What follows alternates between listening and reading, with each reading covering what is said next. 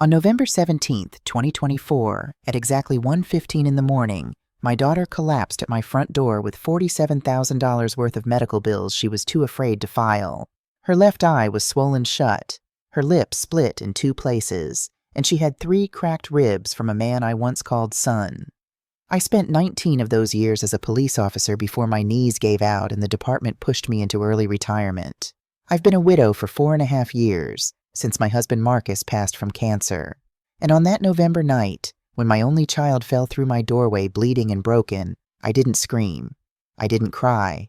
I just said, "Come inside, baby." Then I decided to do something about it. My name is Shirley Prescott, and I want to tell you my story. If you're listening from somewhere far away, drop your city in the comments so I can see how far this has traveled. And please, stay with me until the end. Because what happened in those next 4 weeks wasn't just about saving my daughter, it was about uncovering a truth so dark it would shake our entire town.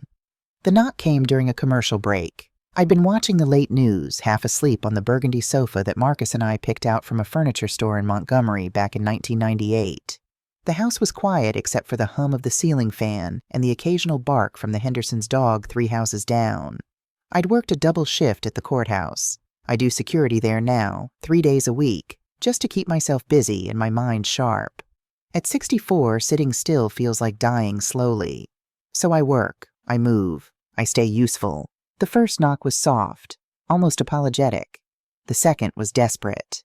I pushed myself off the couch, my right knee clicking the way it always does when the weather turns cold.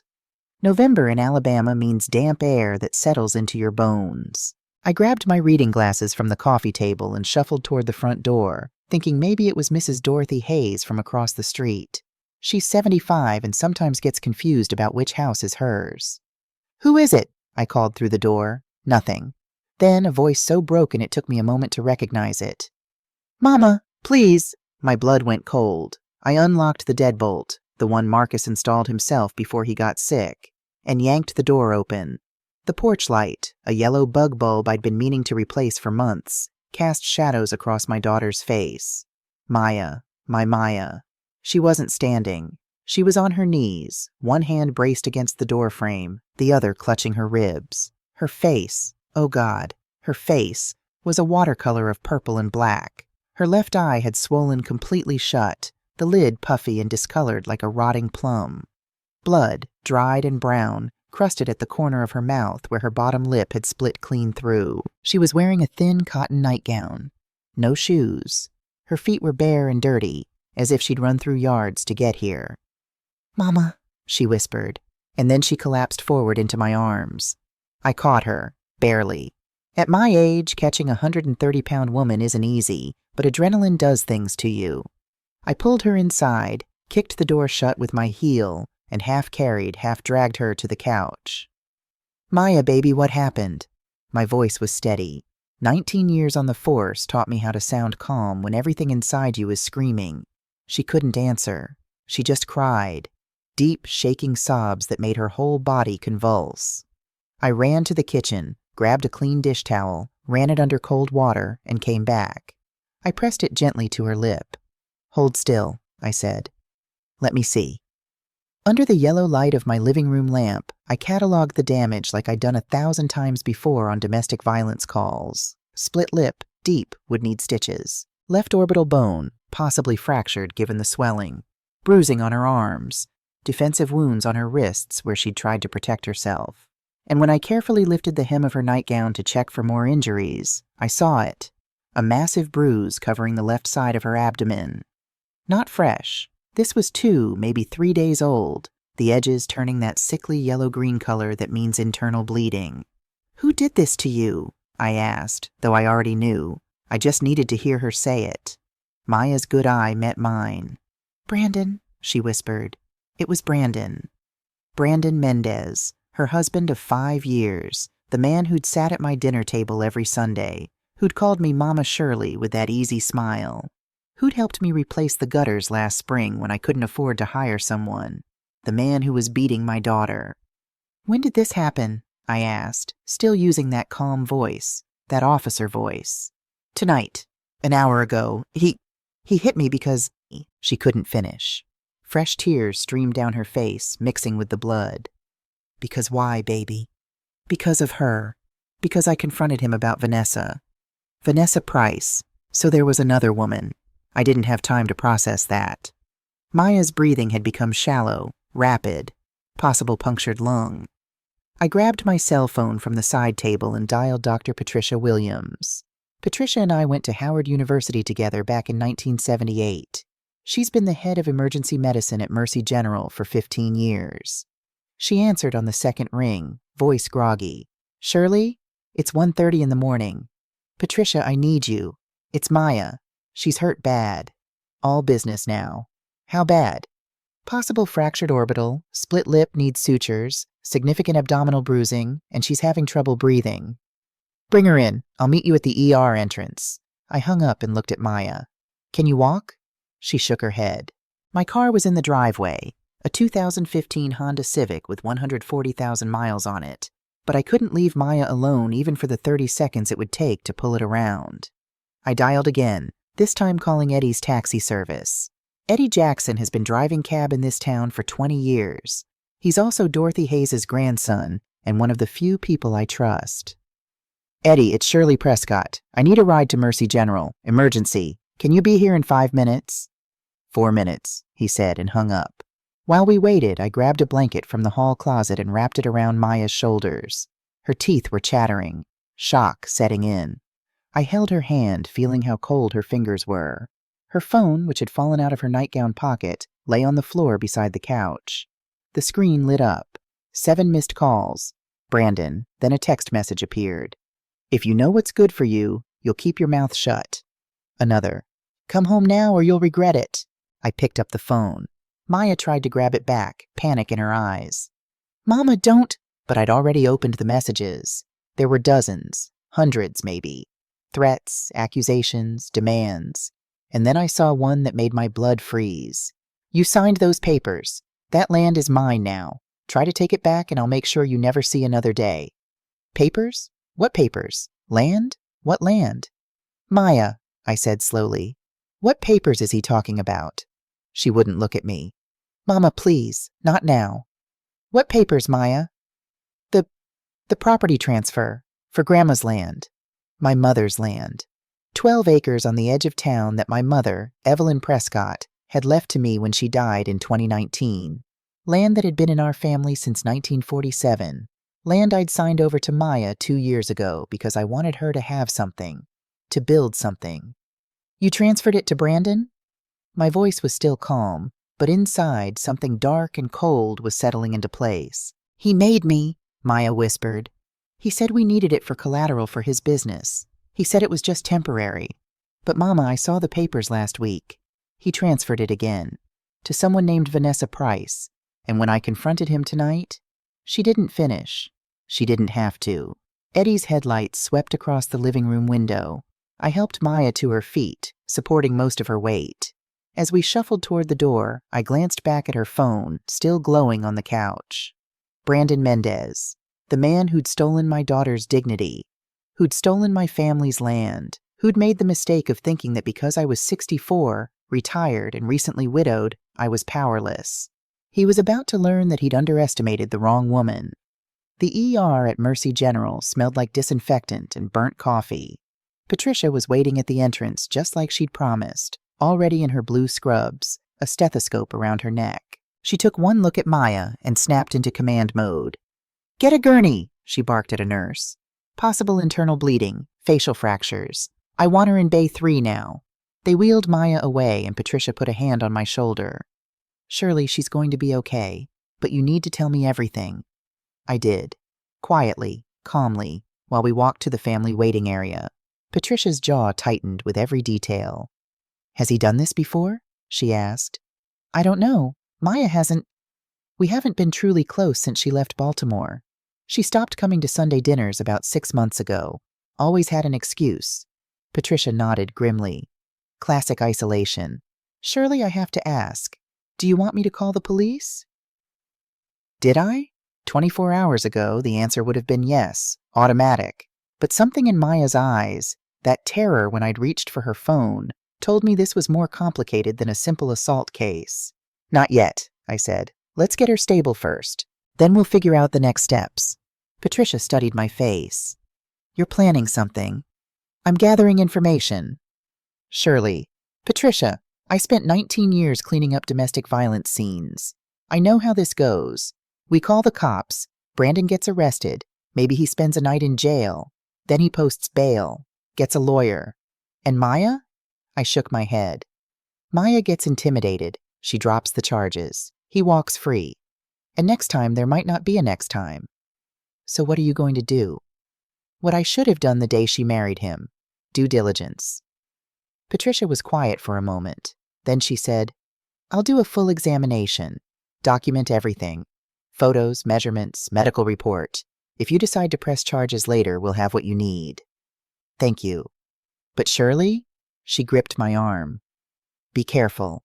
Men like this, when they feel cornered, they get dangerous. I nodded, but inside I was thinking, he has no idea what dangerous looks like. They kept Maya for 4 hours. CT scan showed no internal bleeding, thank God, but she did have 3 cracked ribs and a hairline fracture in her left cheekbone. They stitched up her lip, 8 stitches, and gave her pain medication. By the time we left, dawn was breaking. The sky over Mercy General was that pale purple color that comes right before sunrise. Eddie was still waiting in the parking lot, bless him. He helped me get Maya into the back seat, didn't ask questions, just drove us home. I paid him $50 for a $20 fare. He tried to refuse, but I pressed the bills into his hand. For your grandmother, I said. Tell Dorothy I'll call her later. Back at the house, I settled Maya into my bedroom, the big one at the back of the house with the bathroom attached. She fell asleep almost immediately, the pain medication pulling her under. I stood in the doorway watching her breathe, thinking about the last time I'd seen her sleep like this. She must have been 8 years old, recovering from pneumonia. Marcus and I had taken turns sitting up with her all night, monitoring her fever, listening to her breathe. Marcus. God, I wished he was here, but he wasn't. So this was on me. I pulled Maya's phone from my pocket. I'd grabbed it before we left for the hospital and sat down at my kitchen table, the same table where Marcus and I had eaten breakfast every morning for 37 years, the same table where Maya had done her homework, where Brandon had sat last Christmas, laughing at my jokes, eating my sweet potato pie. I opened his messages again, read them all, took screenshots of each one. Then I went through her call log, 15 calls in the past 24 hours, all from Brandon. But there was something else, a number I didn't recognize, a text from 3 weeks ago. You need to see this. An attached photo showed a document, a property transfer form for my mother's 12 acres, filed November 1st, 2024, transferred from Maya Prescott Mendez to Vanessa Price, for the sale price of $1. $1. My hands started to shake, not from fear, from rage. I set the phone down carefully before I threw it across the room. 12 acres, worth at least $240,000 at current market value, probably more given its location near the new highway extension. My mother had scraped and saved to buy that land in 1947. She was a cleaning woman, worked 3 jobs.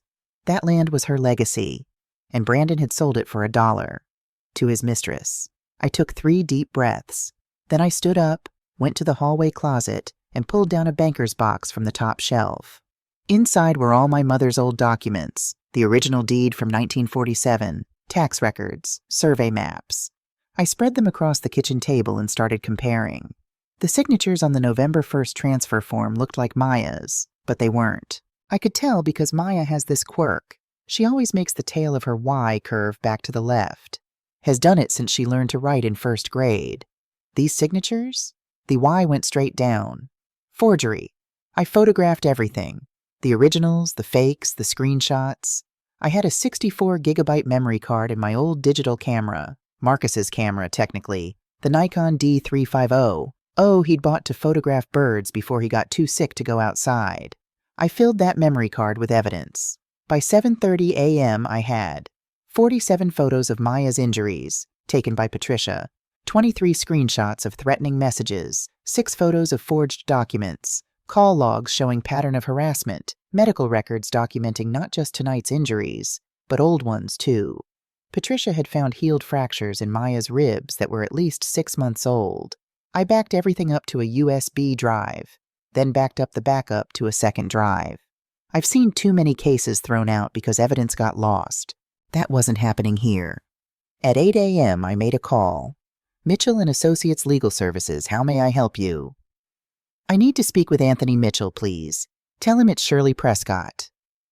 Anthony and I went to Carver High School together back in 1976. He'd gone on to become one of the best civil attorneys in the state. We'd lost touch over the years, but I knew his reputation: thorough, relentless, and expensive. Shirley Prescott? His voice came on the line, warm with surprise. It's been what, 20 years? 23. Anthony, I need your help. His tone shifted immediately. What's wrong? How much do you know about property fraud and domestic violence? Enough. What happened? I told him. Everything. When I finished, there was a long silence. Then, Shirley, what you're describing isn't just assault. This is systematic abuse, financial manipulation. And if those signatures are forged, which from what you're telling me they are, we're looking at multiple felonies. I know. Do you want to press charges? I want to bury him. Another pause. Okay, but we need to do this right. Can you come to my office today? Bring everything you have.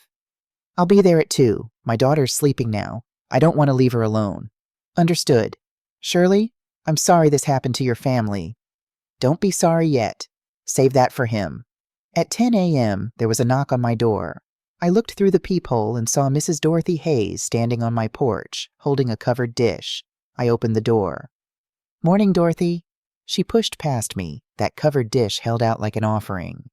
Don't you morning me, Shirley Prescott. I saw that taxi pull up at 1:30 last night. I saw you practically carrying Maya to the car, and I saw her face under that porch light. She set the dish on my coffee table, chicken and dumplings from the smell. Now you're going to sit down and tell me everything, and then we're going to figure out what to do about that man. Dorothy Hayes is 75, 5 feet tall, and has lived across the street from me since 1982. She's also one of the most stubborn women I've ever met. There was no point in trying to deflect, so I told her. Not everything. I didn't mention the land fraud yet, but enough. When I finished, Dorothy's hands were clenched so tight her knuckles had gone white. That boy, she said, her voice shaking with fury. That boy sat at my dinner table. I fed him my good Sunday pot roast. I know. And he's been hurting Maya this whole time? Looks that way. Dorothy stood up, straightened her spine. I have something you need to see. She crossed the street to her house and came back 5 minutes later with a USB drive. I installed security cameras last year after someone broke into the Hendersons' shed. They record everything on the street. Motion activated. She plugged the drive into my laptop. The footage was grainy, but clear enough. There was my house, visible across the street. The timestamp read 1:02 a.m., and there was Maya, stumbling up my walkway, barefoot, one hand clutching her ribs. She knocked on the door. You could see her whole body shaking. Then she collapsed. Jesus Christ, I whispered. But Dorothy fast-forwarded. That's not all. New footage. Same camera, different date. November 10th, 2:47 a.m. Brandon's silver Ford F-150 pulling up to my driveway. He gets out, walks to my door, tries the handle. Locked. He stands there for almost 3 minutes, just staring at the house. November 8th, 3:15 a.m. Same truck, same behavior. November 3rd, 11:52 p.m. He's been watching your house, Dorothy said, when Maya's not there. My skin went cold. Why would he? Because he knows you're her safe place. He's been checking to see if she runs to you. 7 times. He'd checked my house 7 times in the past month. Dorothy, I need a copy of this footage. Already made you one. She ejected the USB and handed it to me. And Shirley, I'm testifying. Whatever you're planning, count me in. That girl is like a granddaughter to me. Nobody hurts family. I hugged her then, this tiny woman who'd lived across the street from me for 42 years. Thank you. Don't thank me yet. Thank me when that bastard is in handcuffs. After Dorothy left, I sat at my kitchen table with all the evidence spread out before me. Photos, documents, footage, text messages. In 19 years as a police officer, I'd worked exactly 127 domestic violence cases. I know because I kept a journal. Every single one. I documented them because I wanted to remember, wanted to learn what worked and what didn't. Out of those 127 cases, you know how many ended in convictions? 19. You know why? Because the system is broken. Because victims get scared. Because abusers have money and lawyers and time. Because judges don't always believe women. Because juries want proof beyond reasonable doubt, even when the proof is written in bruises. But I had something those other cases didn't have. I had me. I called Anthony Mitchell back. Change of plans. I need you to do something before I come to your office. What? Run a full background check on Brandon Mendez. Not just criminal, everything. Credit, employment history, previous addresses, property records. I want to know every parking ticket this man has ever gotten. Shirley, that'll take a few days and cost about $800. I'll pay $1,600 if you can do it by tomorrow. Consider it done. At 2 p.m., Maya woke up. I heard her moving around in the bedroom, so I heated up some of Dorothy's chicken and dumplings and brought them to her on a tray. She was sitting up in bed, looking at herself in the hand mirror I keep on the nightstand. When she saw her face, she started crying again. Hey, I said gently. None of that. You're alive. You're safe. That's what matters. Mama, I'm so sorry. For what? For bringing him into your life. For Grandma's land. I know you'll never forgive me. I set the tray down and sat on the edge of the bed. Maya, do you know what your Grandma Evelyn told me the day before she died? Maya shook her head. She said, Shirley, that land isn't just dirt and trees. It's proof that we survived. It's proof that even when they tried to keep us down, we rose up and bought our own piece of this country. Don't you ever let anyone take that from our family. I took Maya's hand. So no, baby, I'm not letting this go. Not the land and not what he did to you. Mama, he's going to do nothing, because we're going to stop him first. Maya looked at me with her one good eye. How? By doing what I do best. Investigation, documentation, and justice. I showed her everything I'd gathered. The photos, the messages, Dorothy's footage, the forged documents. When she saw the property transfer, the one selling her grandmother's land for $1, something in her face changed. The fear was still there, but underneath it, I saw something else. Anger. Good. Anger is useful. Anger means you stop being a victim and start being a survivor. What do we do now? She asked. Now? I stood up, collected the tray. Now we get you strong again. Because in a few days, you and I are going to walk into a courtroom, and we're going to take back everything he stole from us. You really think we can beat him? I looked at my daughter, my beautiful, broken daughter, and I thought about all the women who'd sat in police stations, who'd whispered their stories to me over the years. All the ones who were too scared to fight back. Maya, your grandmother bought 12 acres of land in 1947 Alabama as a black woman. Do you know how many people told her she couldn't do it? How many tried to stop her? Maya shook her head. All of them. Every last one. And she did it anyway. That's your blood, baby. That's who you come from. So yes, we're going to beat him. I turned to leave, then stopped at the door. Oh, and Maya, one more thing. Do you know if Brandon has any enemies? Anyone who might want to see him taken down? She thought for a moment. There was this guy, Travis something. He came to the pawn shop a few months ago looking for Brandon. They had a huge fight. Brandon told me later that Travis was crazy, but he seemed really scared. Travis. I filed that name away for later. At 4 p.m., I drove to Anthony Mitchell's office on Court Street. The building was one of those old historic structures, red brick, white columns, built in 1923. His office was on the 3rd floor, wood-paneled walls covered with law degrees and certificates. Anthony stood when I walked in. He was 63 now, his hair more gray than black, but he still had that same sharp look in his eyes that made him dangerous in a courtroom. Shirley. He shook my hand, then gestured to a chair. I've been doing some preliminary research since we talked. Before we go any further, I need to be honest with you about what you're up against. I'm listening. Brandon Mendez runs a pawn shop on 5th Street. On paper, it's profitable but modest, about $120,000 in annual revenue.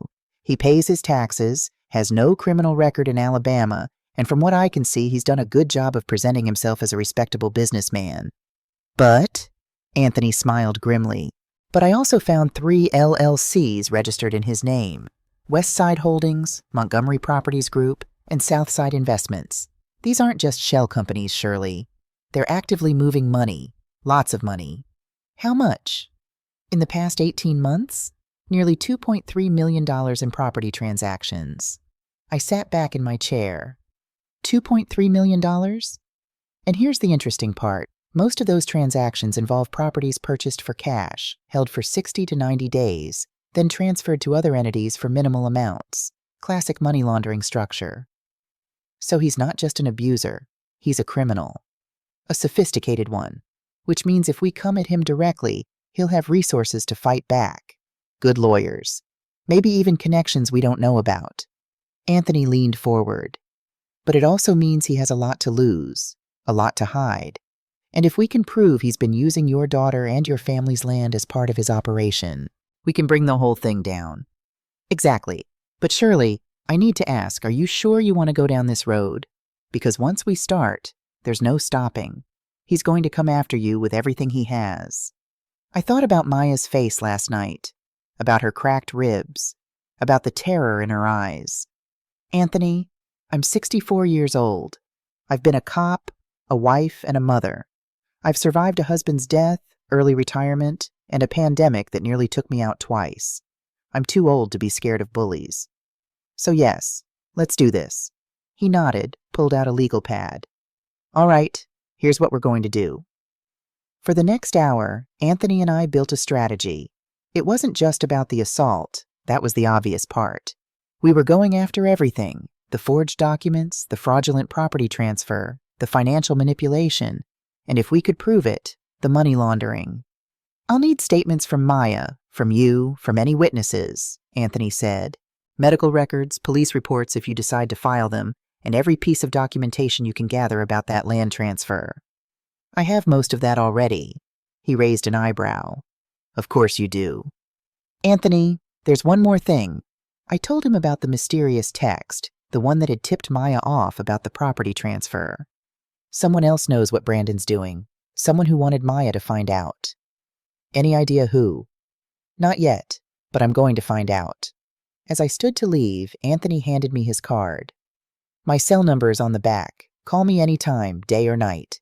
And Shirley, be careful. You're dealing with someone who's proven he's willing to hurt the people you love. Let him try, I said. The drive home felt longer than usual. Anthony's words echoed. He's going to come after you. I knew what I had to do. That night I did something I hadn't done in 3 years. I went to my bedroom closet, the one I'd shared with Marcus, and pushed aside the hanging clothes until I reached the back. There, in a locked case, was my service weapon, a Glock 22 .40 caliber. The department had let me keep it when I retired.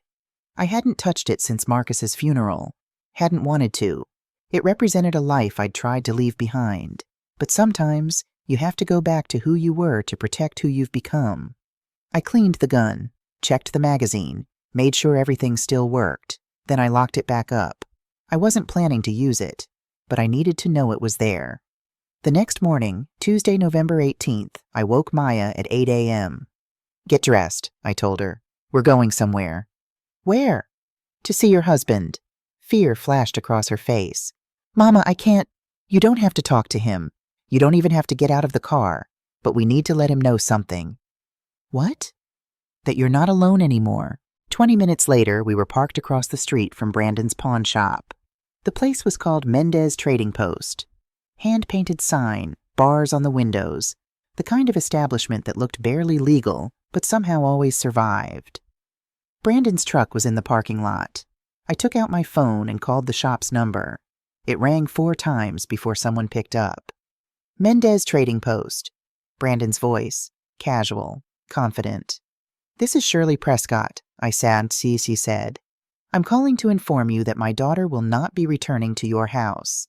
Any attempt to contact her directly will be documented and used against you in legal proceedings. If you need to discuss property division or any legal matters, you can do so through my attorney, Anthony Mitchell. His office is on Court Street. I'm sure you can find it.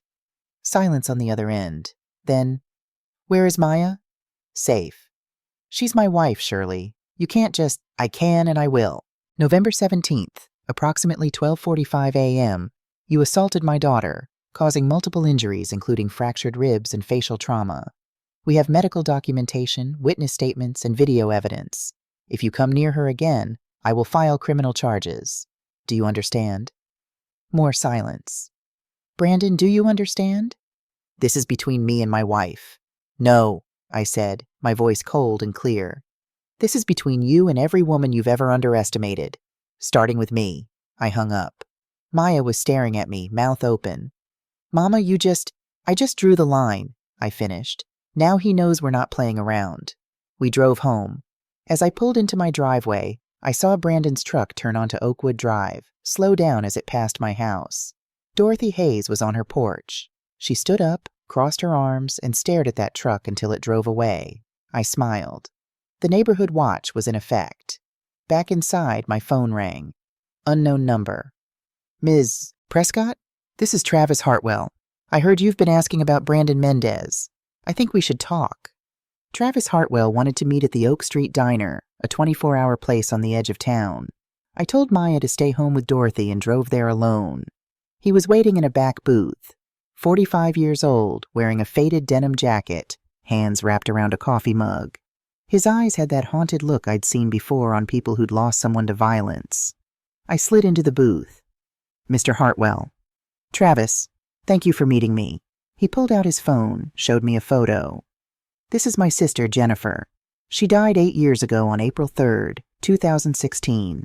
The police ruled it an accidental fall down the basement stairs. The woman was beautiful, blonde, bright smile, holding a baby. I'm sorry for your loss, I said. But what does this have to do with Brandon? Because the man you know as Brandon Mendez was married to my sister, except back then he went by his real name, Kevin Hartwell. Everything stopped. Kevin called 911, said he found Jennifer dead. Broken neck. He was devastated, the perfect grieving husband. But Jennifer had called me 2 weeks before, said Kevin was violent. She had bruises, just like your daughter. She was planning to leave. Travis's voice hardened. Then suddenly she's dead from a fall. The police investigated? Barely. Kevin had his story ready, said she'd been drinking. No forced entry, no struggle. They closed it in 3 weeks. He gave up their baby for adoption 6 months later, then disappeared. Changed his name, moved south. I've been tracking him for 8 years. He showed me a Tennessee driver's license from 2015, Kevin Michael Hartwell. The face was unmistakably Brandon. I've been watching him for months, Travis said, documenting everything. That's how I found the land fraud. I sent Maya that text to warn her. What do you have on him? He handed me a USB drive. Bank records showing $2.7 million in suspicious transactions. Property deeds for 17 parcels through shell companies. And recordings. I bugged his pawn shop office 6 weeks ago. He talks to himself, brags about fooling everyone. And Shirley? He's planning something big with your family's land. I need to verify this. Do it fast, because when men like Kevin get cornered, they get dangerous. Back home, I found Maya and Dorothy in the kitchen making peach cobbler. They looked up when I entered. Mama? Who was that man? I set down my purse. Maya, I need the truth. 5 years ago, when you stopped talking to me, where were you? Maya's face went pale. Mama, The truth. I was in prison. The words came out broken. Jessup Correctional, Maryland. 26 months for embezzlement. I had to sit down. Dorothy gasped. The story poured out. 5 years ago, Maya worked as an accountant in Baltimore. My mother was dying of Alzheimer's. Care facility costs were $8,200 monthly. Insurance didn't cover it all. I took $50,000 from the company, Maya whispered. I was going to pay it back, but they audited early. They prosecuted me for maximum sentence. Why didn't you call me? Because you're a cop, Mama. Your daughter is a thief. How could I face you? 2 years. She'd been in prison 2 years, and I hadn't known. I'd convinced myself her distance was natural, that young people needed space. How did you meet Brandon? After release. No one hires felons. I was waitressing in Montgomery. Brandon said he didn't care about my past, offered me a job. She wiped her eyes. 6 months later, I got a letter from the IRS. Said I owed $87,000 in back taxes from money I supposedly earned while in prison. Brandon showed me documents, bank statements, tax forms, all in my name. Someone had opened accounts using my social security number. Brandon created the problem, I said slowly. He said he'd make it go away if I married him, for legal protection. So we married in December 2019, and the tax problem disappeared. Maya's voice broke. I figured out later he'd set it up, but by then I was trapped. He had copies of everything. Said if I left, I'd go back to prison for fraud. My daughter had been carrying this weight for 5 years, had gone to prison trying to save my mother, had married an abuser because she thought she had no choice, and I hadn't been there. The land transfer, I said. Did you sign it? I signed something Brandon said was for a business loan.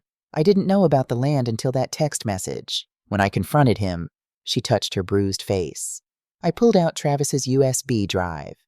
Brandon's real name is Kevin Hartwell.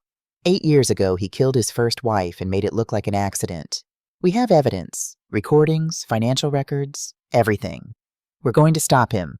That afternoon, I went to find Vanessa Price at 1847 Riverside Apartments, Unit 12B. A woman answered, late 20s, blonde, exhausted, holding a toddler. Who's asking? Shirley Prescott, Brandon Mendez's mother-in-law. We need to talk. I don't know any Brandon Mendez. But you know Kevin Hartwell. Her face went white. She let me in. The apartment was clean but sparse. Bill's stamped final notice covered the coffee table. How much does he have on you? I asked.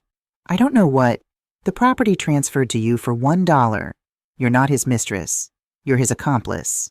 Vanessa sat down. He said no one would get hurt. My daughter has 3 broken ribs. Her eyes filled with tears. I didn't know he was hurting her. The story came out. 2 years ago, drowning in medical debt from her son's premature birth, $143,000 in NICU bills, she met Kevin at a bar. He said he needed someone to hold property titles temporarily for tax purposes. He'd pay off her hospital bills. He paid off $52,000 the first week. Cash. She wiped her eyes. What would you do? Your grandson is alive, but you're drowning, and someone throws you a rope. How many properties? 8, maybe 9? He brings papers, I sign.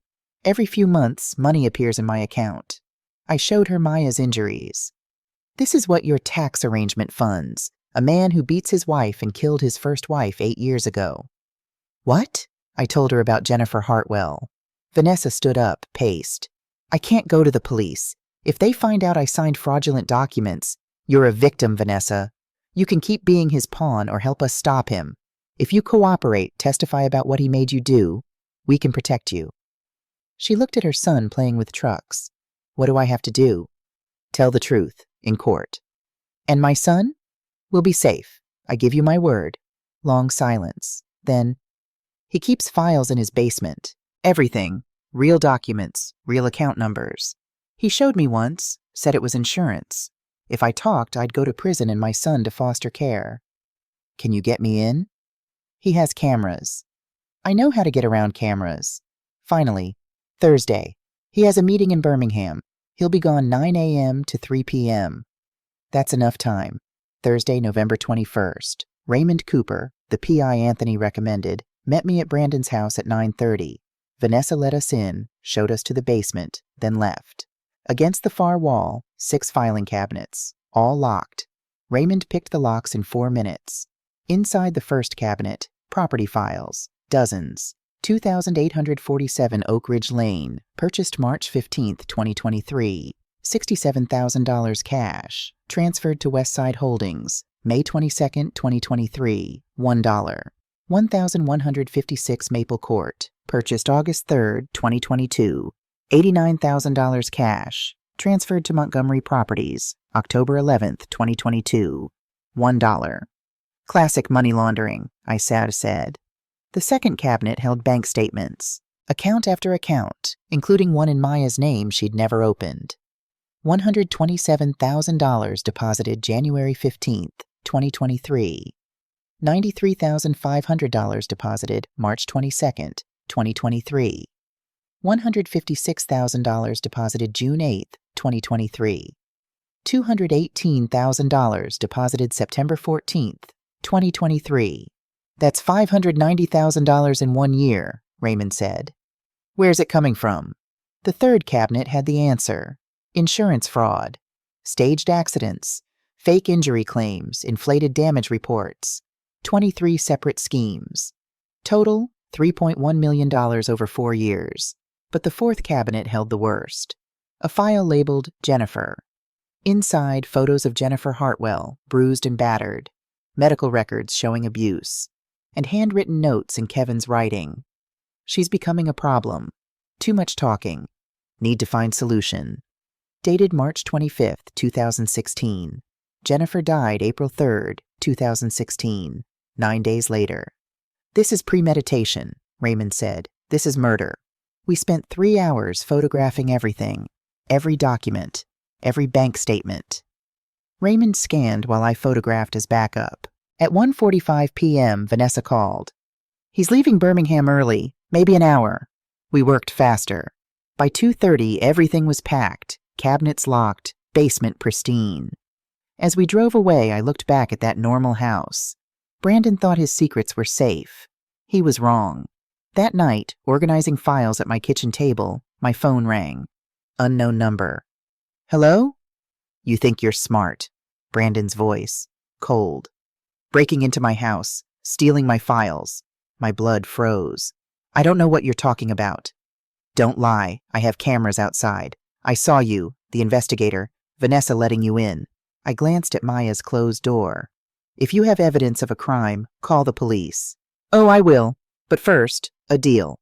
Give back everything you took and I'll forget this. Keep playing detective and... Well, you remember my first wife?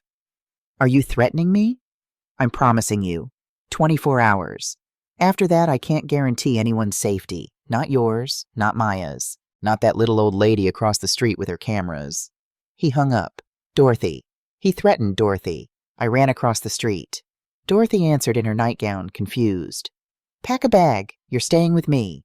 Why? Brandon knows we're coming, and he's desperate. 20 minutes later, Dorothy was in my guest room. I checked every lock, closed every curtain, made sure my service weapon was loaded. Then I called Anthony Mitchell. We're accelerating, I told him. Brandon knows about the files. He's making threats. We move now. Shirley, we're not ready. We're out of time. How fast can you file? Long pause. If I work through the night, preliminary charges by tomorrow afternoon. Just the assault and property fraud initially. The rest takes weeks. File it. Get a warrant. What are you going to do? Make sure he doesn't hurt anyone else while we wait. I hung up and looked at the evidence spread across my table. Photos of Jennifer Hartwell. Bank statements showing millions. Property deeds. And recordings. I plugged in Travis's USB, found the audio files, pressed play. Brandon's voice filled my kitchen. She has no idea. None of them do. They think I'm just some pawn shop owner. They don't know I own half this town. And when I'm done, I'll own the other half too. Another recording. Jennifer was stupid. Threatened to go to the police. Had to take care of that problem. No one suspected a thing. Crying widower, tragic accident. Works every time. He'd confessed. Not directly, but enough. I had him. Tomorrow, we'd file charges, get a warrant, start the legal process that would bring Brandon, Kevin, down. But tonight, I sat at my kitchen table with a loaded gun beside me, protecting my daughter and my neighbor, waiting for dawn. Because sometimes justice takes time, and sometimes you have to be willing to fight for every second of it. Friday morning, November 22nd, Anthony Mitchell called at 7:15 a.m. It's done. Judge Morrison signed the warrant an hour ago. Assault and battery, property fraud, forgery. They're picking him up at 9 a.m. I looked out my kitchen window. Across the street, I could see Brandon's silver truck parked in his driveway, still there from last night's surveillance. Where will they take him? County lockup for processing. Arraignment is Monday morning. Bail hearing immediately after. Surely you need to be prepared. He'll make bail. A man with his resources, his clean record here in Alabama, Judge Morrison will set it high, but he'll pay it. How high? I'm guessing $150,000, maybe $200,000. $15,000 to $20,000 cash to a bail bondsman. Brandon had that in his couch cushions. How long do we have? If he posts bail Monday afternoon, he could be out by Tuesday morning, 3 days, maybe 4. 3 days before Brandon was back on the streets. Anthony, what about the murder evidence? Jennifer Hartwell? That's a Tennessee case from 2016. I've contacted the DA's office in Nashville, sent them everything Travis gave us. But reopening a closed case, especially one ruled accidental, that takes time. Months, maybe years. We don't have months. I know. That's why we're focusing on what we can prove now. The assault on Maya is solid. We have medical records, photos, witness statements from Dorothy. The property fraud is airtight with the forged signatures. If we can get him on these charges, he's looking at 5 to 7 years. 5 to 7 years wasn't enough. Not for what he'd done to Maya, not for Jennifer, not for the 23 insurance fraud victims, not for the $3.1 million he'd stolen. But it was a start. Okay, I said. I'll bring Maya to the arraignment Monday. Shirley, be careful this weekend. Wounded animals are the most dangerous. At 9:47 a.m., 2 patrol cars pulled up to Brandon's house. I watched from my living room window as Officers Williams and Garcia approached the door. Miranda writes, handcuffs. Brandon didn't resist, but as they walked him to the car, he turned and looked directly at my house. Even from 50 yards away, I could see the rage in his eyes. Dorothy, sitting next to me, gripped my hand. He knows. Let him know. He can't touch us now. But I kept my service weapon close that weekend, just in case. Monday morning, November 25th, the courthouse was packed. Anthony had warned me it would be. Domestic violence cases always drew crowds in small towns. People who knew Brandon, who'd done business with him, who couldn't believe that nice man from the pawn shop could hurt anyone. I wore my best church dress, navy blue, simple, dignified. Maya wore gray, her bruises still visible even under makeup. We sat in the front row. Brandon entered in an orange jumpsuit, hands cuffed. He'd aged 10 years in 3 days. His lawyer, Marcus Webb, expensive suit, slicked back hair, the kind of attorney who defended rich men, whispered in his ear. Judge Morrison entered. All rise. The arraignment took 15 minutes. Brandon pled not guilty to all charges. Webb argued for minimal bail. My client is a respected businessman with deep community ties, no criminal history, and no flight risk. Anthony countered with Maya's medical records, the threatening text messages, the forged property documents. Judge Morrison set bail at $250,000. Webb didn't even blink. We'll post bond this afternoon, Your Honor. As they led Brandon out, he stopped next to our row, looked at Maya, then at me. This isn't over, he said quietly. Yes, I replied. It is. But it wasn't. Not yet. Tuesday morning, Brandon posted bail. By Tuesday afternoon, Travis Hartwell called me. He's on the move. Left the pawn shop at 2 p.m., drove to a storage unit on Highway 82, came out with 2 duffel bags and a locked case. Shirley, I think he's running. Where is he now? Lost him near the industrial district, but I'll find him. I called Anthony immediately. Can we revoke his bail? Not without proof he's violating terms, and right now, all we have is suspicious behavior. Anthony, if he runs... I know. I'll contact Judge Morrison, see if we can get an ankle monitor ordered. But surely, legally, our hands are tied until he actually does something.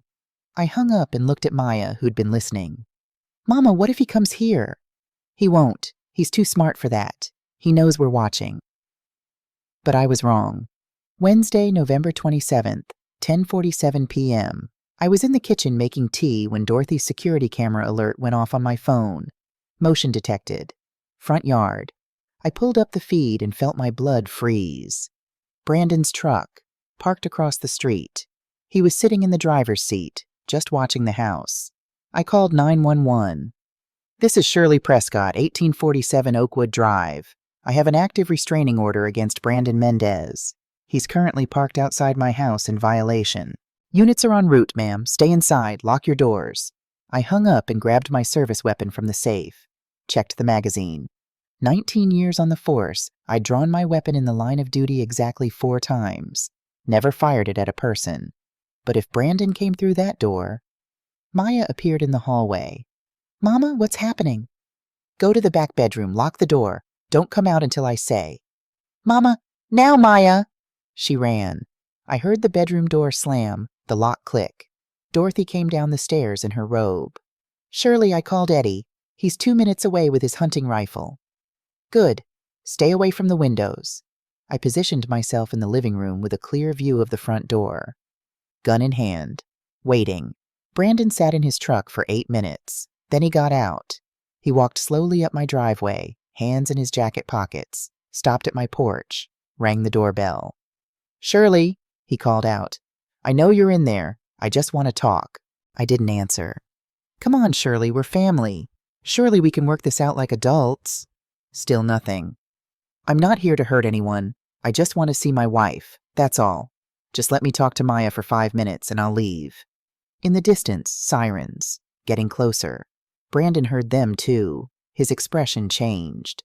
The fake reasonableness dropped away, replaced by cold fury. "You're making a mistake," he said, voice low and dangerous. "You think you know everything, but you don't. You don't know what Maya did, what she really is." The sirens were louder now. 2 blocks away, maybe 1. "Ask her about Baltimore," Brandon shouted. "Ask her who really stole that money. Ask her what she was willing to do to keep it." Red and blue lights swept across my lawn. Brandon backed away from the door, hands raised as Officers Williams and Garcia approached, weapons drawn. "I wasn't doing anything," Brandon said calmly. "Just talking to my mother-in-law." "Sir, you're in violation of a restraining order. Turn around, hands behind your back." As they cuffed him again, Brandon looked at my door one last time. "Ask her, Shirley. Ask Maya what she's not telling you." Then they took him away. After the police left, I found Maya in the back bedroom, curled up on the bed, crying. "Maya, what did he mean? What aren't you telling me?" "Mama, please, what happened in Baltimore?" She sat up, wiped her eyes. And for the next 30 minutes, the rest of the truth came out. The embezzlement wasn't as simple as I'd thought. Yes, Maya had taken the money for my mother's care, but she hadn't worked alone. There was a supervisor, Richard Chen, who'd noticed the missing funds first. He'd confronted Maya, threatened to report her. So Maya had offered him a deal. Split the money, and he'd help her cover the tracks. Richard agreed. For 6 months, they'd stolen together. $50,000 became $87,000, became $134,000. Then Richard got greedy, wanted a bigger cut, threatened to turn Maya in if she didn't pay him $75,000. Maya panicked, went to the company's owner, confessed everything, said Richard had forced her into it, that she was scared for her life. The company investigated, found evidence of the theft, but couldn't prove Richard's involvement. Maya had been careful, kept him off paper trails. So only Maya was prosecuted. Richard walked away, disappeared with his share, $67,000. "I wasn't completely innocent, Mama," Maya whispered. "I stole that money. I involved someone else, and when it all fell apart, I blamed him to save myself." I sat down slowly. "Does Brandon know this?" "He figured it out. Found Richard somehow. Got the whole story. That's why he had so much power over me. He said if I ever left, he'd tell everyone the truth. That I wasn't just a thief. I was a liar who destroyed an innocent man's life." "Was Richard innocent?" "No, he took the money, but he also didn't force me. I offered. And when I got caught, I threw him under the bus."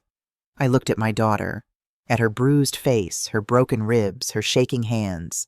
She wasn't the perfect victim I'd imagined. She'd made mistakes, bad ones, but she was still my daughter, still a woman who'd been beaten, manipulated, and trapped. "Okay," I said finally. "Okay? You made mistakes. You did things you shouldn't have, but Maya, that doesn't mean you deserved this." I gestured at her injuries.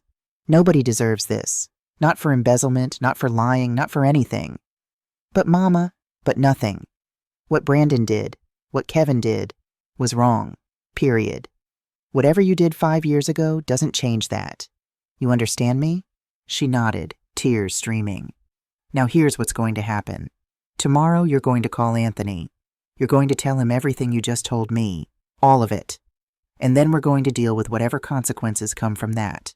Together." "What if I go back to prison? Then I'll visit you every week, and when you get out, I'll still be here, because that's what mothers do." Brandon's trial for assault and property fraud began January 14th, 2025. The prosecution took 3 days to present their case. Medical records showing Maya's injuries: 3 cracked ribs, fractured cheekbone, multiple contusions. Photos of her face that night, purple and swollen. Dorothy's testimony about the video footage. Anthony's presentation of the forged property documents. The defense argued self-defense, claimed Maya had attacked Brandon first, that he was only protecting himself. Claimed the property transfer was legitimate, that Maya had signed willingly. Marcus Webb even tried to bring up Maya's criminal record, painting her as a liar and a thief. But Anthony was ready. He presented the recordings from Travis, Brandon's own voice admitting to manipulating women, bragging about getting away with accidents. When the jury heard Kevin Hartwell talking about Jennifer's tragic fall, the courtroom went silent. On January 17th, after 6 hours of deliberation, the verdict came back. Guilty on all counts. Judge Morrison sentenced him to 12 years, 7 for aggravated assault, 5 for property fraud, to be served consecutively. But that wasn't the end. 2 weeks later, the Nashville DA's office announced they were reopening Jennifer Hartwell's case. With the new evidence, the photos, the notes, the recordings, they believed they could prove premeditated murder. If convicted in Tennessee, Brandon, Kevin, would face life in prison. Travis Hartwell called me the day they announced the reopening. "Thank you," he said, voice thick with emotion. "After 8 years, thank you." "Thank Jennifer," I said. "She's the reason we found him." July 2025. I was on my porch at 7 a.m., drinking coffee, watching the neighborhood wake up. Dorothy was across the street watering her roses. The Hendersons' dog was barking at a squirrel. Everything was normal again. Maya came out, sat beside me. She'd gained back the weight she'd lost. The bruises had healed. She was working now, bookkeeping for a local nonprofit that helped domestic violence survivors. She'd been honest with them about her record, and they'd hired her anyway. "Mama, I got a letter yesterday," she said, "from the Maryland Parole Board. They're reviewing my case. Anthony thinks with the evidence of Brandon's manipulation, my sentence might be reduced or expunged." "That's good, baby." "And," she hesitated, "Richard Chen contacted me, through his lawyer. He wants to meet. Says he's ready to tell the truth about what happened in Baltimore." "What did you tell him?" "That I'd think about it." She looked at me. "Do you think I should?" "I think you should do whatever helps you sleep at night. And Maya, whatever you decide, I'll support you." She took my hand. "I'm sorry I didn't call you. When I was in prison, I thought I was protecting you, but really I was just scared." "I know, but you're not scared anymore, are you?" "No, ma'am, not anymore." That afternoon, Vanessa Price stopped by with her son. She'd started working as a paralegal at Anthony's firm. He'd hired her after she testified against Brandon. Her medical debts were in repayment plans. Her son was in preschool. "I wanted to thank you," she said, "for giving me a chance to do the right thing." "You gave yourself that chance. I just opened the door." We sat on the porch watching the kids play in the yard. Vanessa's son, Maya, they were building something with blocks, laughing. "You know what I learned through all this?" I said. "I'm 64 years old. I spent 19 years as a cop, thinking I knew everything about justice. But it took my daughter showing up bleeding on my doorstep to teach me the real lesson." "What's that?" "That justice isn't always clean. Sometimes the victim isn't innocent. Sometimes the hero makes mistakes. Sometimes doing the right thing means accepting that life is complicated, and people are messy, and the truth is somewhere in the middle of all that mess." Vanessa nodded. "And that's okay?" "That's okay, because the greatest victory isn't about being perfect. It's about being brave enough to fight for what's right, even when everything's complicated." Dorothy came across the street with a pitcher of sweet tea. "Y'all having a philosophy session without me?" We laughed, poured tea, sat together in the afternoon sun. My phone buzzed. A text from Travis. "Jennifer's case goes to trial in September. Thought you'd want to know." I texted back, "I'll be there." Because some fights don't end when the verdict comes in. Some fights last years. Some fights you keep fighting even when you're tired, even when it's hard, even when the world tells you to give up. But you fight anyway, because that's what survivors do. On November 17th, 2025, exactly 1 year after Maya knocked on my door, We held a memorial service for Jennifer Hartwell. Travis was there. Vanessa, Dorothy, Maya, Anthony, even Officer Williams, who'd been the first responder that night. We planted a tree in the park downtown, a cherry blossom, Jennifer's favorite. To the women who didn't survive, Travis said, and to the ones who did. We stood in silence for a moment. Then Maya stepped forward, placed a photo at the base of the tree. It was from the night I'd found her, bruised, broken, terrified. I keep this, she said, to remember who I was and who I'm not anymore. As we walked back to our cars, I thought about that night. The knock on my door, the blood, the fear. And I thought about everything that came after, the investigation, the confrontation, the truth. It wasn't a perfect story. Maya wasn't a perfect victim. I wasn't a perfect hero. Brandon got 12 years when he deserved life. But we survived. We fought. We won what we could win. And sometimes that's enough. I'm Shirley Mae Prescott. I'm 64 years old. And I want you to know, if someone you love shows up at your door in the middle of the night, bleeding and broken, don't just comfort them. Document everything. Gather evidence. Build a case. Because the system won't protect them unless you force it to. And remember, at 64, I learned that strength isn't about being fearless. It's about being terrified and doing what needs to be done anyway. The greatest victory wasn't putting Brandon in prison. It was watching my daughter smile again. It was sitting on my porch with women who survived. It was planting a tree for the one who didn't. That's justice. Imperfect, complicated, hard-won justice. And it's worth fighting for. The end.